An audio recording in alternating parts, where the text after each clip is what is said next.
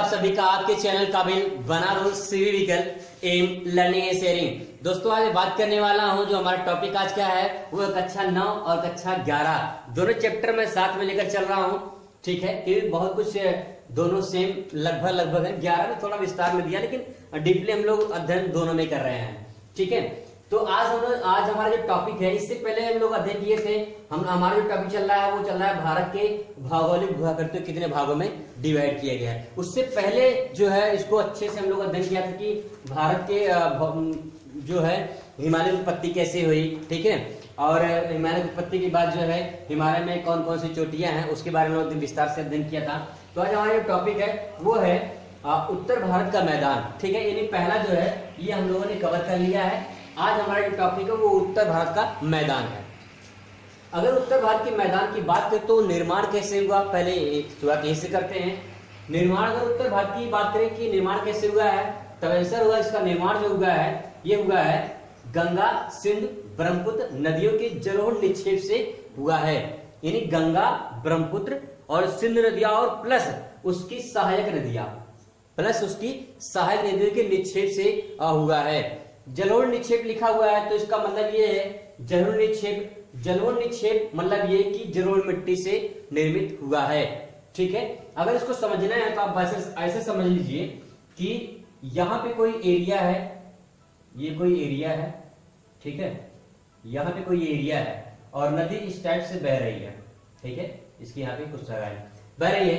अब क्या हुआ कि ये नदी जब बाढ़ आती है नदी में, ठीक है, जब नदी में क्या आती है, जब बाढ़ आती है, ठीक है, जब नदी में बाढ़ आती है तो इस एरिया में अगर बाढ़ का पानी, अगर यहाँ पे ये बाढ़ का पानी आ जाए, ठीक है, तो यहाँ पे क्या कहा जाएगा, ये जो पानी है यहाँ पे जल जो आएगा इस एरिया में, एक तरह से इस एरिया में या इस मैदान पे कह सकते हैं एक पानी की एक जल की परत चढ़ जाती है। एक परत जब बाढ़ आती है तो उस पर क्या होता है, इस एरिया में पूरा क्या हो जाता है, पानी भर जाता है। ठीक है, पानी भरने के बाद जब यहाँ से वाटर सूखता है, पानी जब सूखता है, तब इसके बाद जो इस मिट्टी का निर्माण होता है उसे क्या कहा जाता है, उसे कहा जाता है जलोढ़ निक्षेप या जलोढ़ मिट्टी से निर्मित मैदान।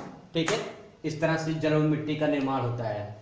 तो यहाँ पे हम लोग बात करते हैं, बात कर ली कि उत्तर भारत का मैदान कैसे निर्माण हुआ है। तो गंगा सिंध ब्रह्मपुत्र नदियों के जलोढ़ के सहायक नदियों के जलोढ़ निक्षेप से हुआ, जलोढ़ मिट्टी के द्वारा हुआ है।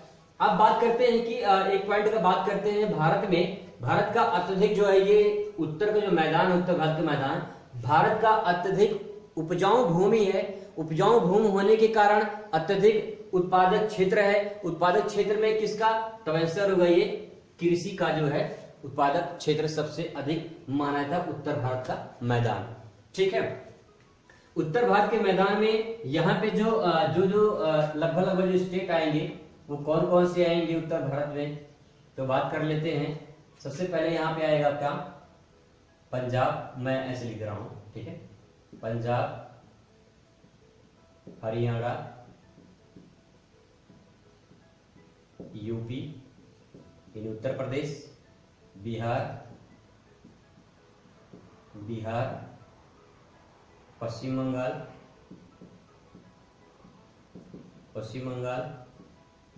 असम। ठीक है, ये पूर्व में चला जाएगा, लेकिन ये आपका उत्तर भारत के मैदान हो जाएंगे जहां पे जलोढ़ मिट्टी ज्यादातर पाई जाती है। ठीक है, तो ये अगला पॉइंट जो हमारा है, 2 पॉइंट में आया। ठीक है, अगले पॉइंट जो बात करते हैं, यहाँ की नदियां जो है, यहाँ की नदियां अपने निचले भाग में गाद या अवसाद बहा कर लाती हैं। गाद या क्या बहा कर लाती हैं, अवसाद। जैसे मान लेते हैं कि यहाँ पे क्या बहा के लाती है, गाद या अवसाद। अवसाद क्या होता है, एक डाउट आपका हो सकता है कि अवसाद या जो है गाद क्या होता है। जब नदी इस टाइप से बहकर आती है, ठीक है, ऐसे समझते हैं कि आपका ये जो एरिया है, यहाँ पे ये जो एरिया है ये आपका समुद्र किनारा या समुद्र है। ठीक है, जब नदी इधर से आती है तो समुद्र में आने से जो ऐसी गति निचले स्थान में क्या होती है, निचले स्थान पे धीमी हो जाती है। ठीक है, जब निचले स्थान पर धीमी हो जाती है यहाँ पे तो इसके साथ जो विभिन्न प्रकार के अवसाद, अवसाद मतलब ये होते हैं जो विभिन्न प्रकार के मिट्टी, खरपतवार और छोटे छोटे जो टुकड़े होते हैं चट्टानों की, वो सब जब बहा के लेकर आते हैं तो इसके साथ जब निचले स्थान पे, जब समुद्र के तटीय भाग पहुंचता है वहां पे नदी, तो वहां पे इसकी गति क्या होती है, इसकी गति धीमी हो जाती है। इसकी जो गति होती है वो क्या हो जाती है, धीमी हो जाती है, जिससे सारे जो अवसाद होते हैं जमा हो जाते हैं एक जगह पे, इस टाइप से एक जगह पे इकट्ठा हो जाते हैं। जब इकट्ठा हो जाते हैं, जब अवसाद इकट्ठा हो जाते हैं तो यहाँ से नदियां क्या होती हैं, विभिन्न शाखाओं में डिवाइड हो जाती है इस टाइप से। इसे डेल्टा का निर्माण भी कहते हैं, ठीक है। इस टाइप से डिवाइड हो जाती है, तो इसे क्या कहा जाता है, ये नदियां अपने निचले भाग में अवसाद बहा कर लाती हैं, ठीक है। जिससे क्या होता है, नदी बहुत सी धाराओं में बढ़ जाती है, ठीक है। नदी बहुत सी धाराओं में बढ़ जाती है, जिससे क्या कहता है, जिसे वितरिकाएं कहा जाता है, ठीक है। जिसे वितरिकाएं भी कहा जाता है। डेल्टा का निर्माण भी इसी तरह होता है, ठीक है। तो ये पॉइंट क्लियर हुआ, ये भी क्लियर होगा, ये भी क्लियर हुआ, ये भी क्लियर हुआ। अगला जो पॉइंट हमारा है दोआब, ये काफी इंपोर्टेंट पॉइंट है, एग्जाम में पूछ सकते हैं, 1 नंबर का सवाल आएगा, दोआब किसे कहते हैं। तो आप ऐसे समझिए, दोआब, ठीक है, ऐसे समझिए, हिंदी भाषा में ऐसे समझिए। यहाँ पे एक नदी बह रही है इस टाइप से, और एक नदी इस टाइप से बह रही है, ठीक है, इस टाइप से बह रही है, जिसकी कुछ सहायक नदियां भी हो सकती हैं, ठीक है। अब एक नदी इस टाइप से यहाँ पे बह रही है और एक नदी इस टाइप से यहाँ पे बह रही है, तो इसके जो बीच वाला भाग है, ये वाला भाग, ये पूरा जो भाग है, ये वाला भाग, ठीक है, ये वाला भाग जो है, ये क्या भाग, ये जो मैदान है, ये वाला जो भाग है, इसको क्या कहेंगे, दोआब कहेंगे। यानी यूं कह सकते हैं कि दो नदियों के बीच का जो भाग होता है उसे दोआब कहते हैं, ठीक है। तो दो नदियों के बीच का भाग, यहाँ पे एक नदी इस टाइप से बह रही है, एक नदी इस टाइप से बह रही है, ठीक है। इसके बीच भाग में जो मैदान है उसको क्या कहा जाता है, उसी को दोआब कहा जाता है। यानी दो नदियों के बीच का भाग क्या कहलाता है, दोआब कहलाता है, ठीक है। अगला जो पॉइंट हमारा रहेगा वो होगा भारत के उत्तरी मैदानों को कितने, जो भारत के जो उत्तरी मैदान इसके बारे में अध्ययन कर रहे हैं, उसे 3 उपवर्गों में डिवाइड किया गया है, 3 उपवर्गों में बांटा गया है। उसके बारे में अध्ययन करके पूरा की पूरा जो उत्तर भारत के मैदान लोग कवर कर लेंगे। तो वो 3 उपवर्ग कौन कौन से हैं उसको समझने की कोशिश करते हैं।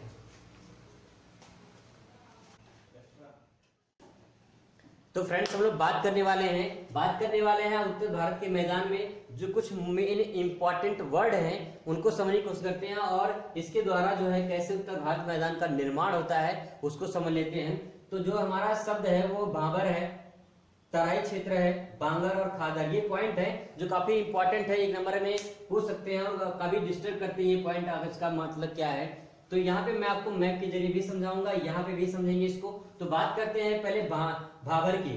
तो भाबर क्षेत्र क्या होता है, शिवालिक श्रेणी की ढाल से, यानी शिवालिक श्रेणी के 8 से 16 किलोमीटर नीचे जाएंगे तो आपको एक क्षेत्र पड़ेगा ककड़ेली और पथरीली क्षेत्र, जिसे क्या कहते हैं, जिसे कहते हैं भाबर कहते हैं, ठीक है। यहाँ पे आप देख सकते हैं, यहाँ पे ये आपका हिमालय है, ठीक है। हिमालय की बात, मध्य हिमालय, ठीक है, नहीं हिमालय मतलब कि हिमालय को 3 श्रेणी में डिवाइड किया है, ग्रेट हिमालय, मध्य हिमालय, शिवालिक श्रेणी। तो शिवालिक श्रेणी से 8 से 16 किलोमीटर जब नीचे आएंगे तो एक क्षेत्र पड़ता है, भाबरी क्रम वाइज है, भाबर पड़ेगा, फिर इसके बाद तराई क्षेत्र पड़ेगा, फिर बांगर पड़ेगा, फिर इसके बाद खादर क्षेत्र पड़ता है। तो इसका मतलब समझ लेते हैं, भाबर क्षेत्र मतलब कि ककड़ेली और पथरीली वाला क्षेत्र क्या कहलाता है, भाबर क्षेत्र कहलाता है। कहाँ स्थित है, शिवालिक श्रेणी के 8 से 16 किलोमीटर नीचे आएंगे तो वहां पे ये क्षेत्र आपको पड़ेगा। इस वाले क्षेत्र में होता क्या है, यहाँ पे नदियां आके जो है एक तरह से विलुप्त हो जाती हैं और फिर इसके बाद जो है तराई वाले क्षेत्र में दिखाई है, क्योंकि यहाँ पे जो ककड़ेली पथरीली ज्यादा होती है, मिट्टी ज्यादा होती है, भूमि क्षेत्र होती है, तो इस तरह से छुप जाती है, ठीक है। नदियां उसके रास्ते से निकलकर अंदर अंदरूनी रास्ते से जो है निकलकर तराई वाले क्षेत्र में आती है।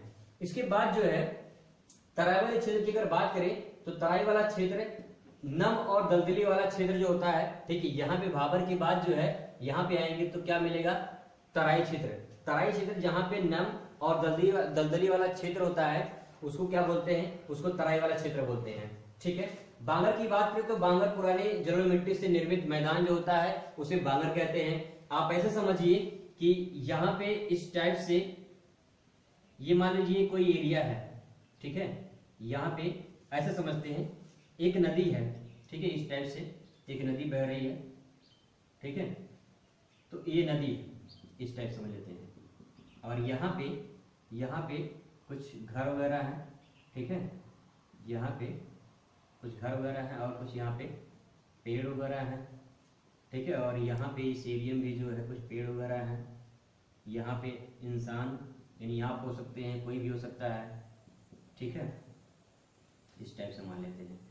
तो अब क्या हुआ, जब नदी में बाढ़ आती है, ठीक है, तो जब बाढ़ आती तो नदियों का पानी जो है इस वाले एरिया में भी यहाँ पे जो है, इस वाले एरिया में भी यहाँ पे चला जाता है, इसे हम बाढ़ कहते हैं। यानी जो है मैदानी क्षेत्र में ये पूरा विकराल रूप ले लेता है। जब ये बढ़ जाता है तो क्या होता है, ये क्या होता है, इसको बाढ़ कहते हैं। तो नदी पानी जो है जब इस क्षेत्र में चला जाता है तो यहाँ पे जो है, यहाँ पे पानी जब वहां से हटता है तो वहां पे एक मिट्टी की परत जमी होती है, ठीक है।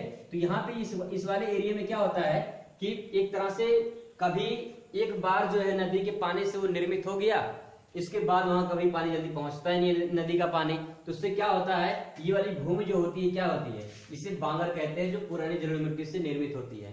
पॉइंट क्लियर होगा, ठीक है। अब यही क्षेत्र, यहाँ पे एक ऐसा कोई क्षेत्र है जहां पे बार बार पानी, नदियों का पानी आता रहता है, उसे क्या कहते हैं, उसे खादर कहते हैं।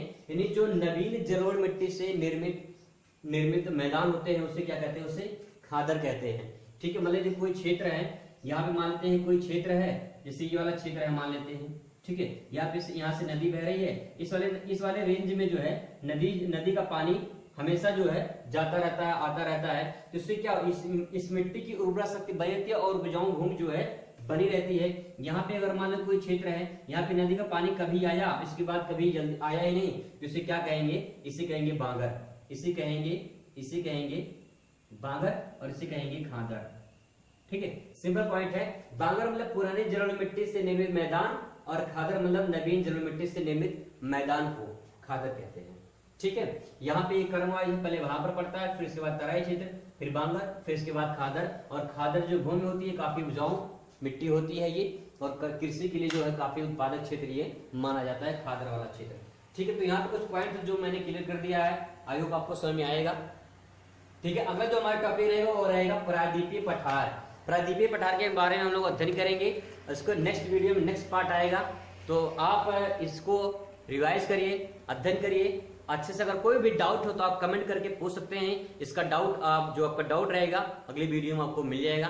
तब तक के लिए खुश रहिए, मस्त रहिए और पढ़ाई में व्यस्त रहिए। धन्यवाद। और हाँ, जिंदगी में स्वस्थ भी रहिए। धन्यवाद।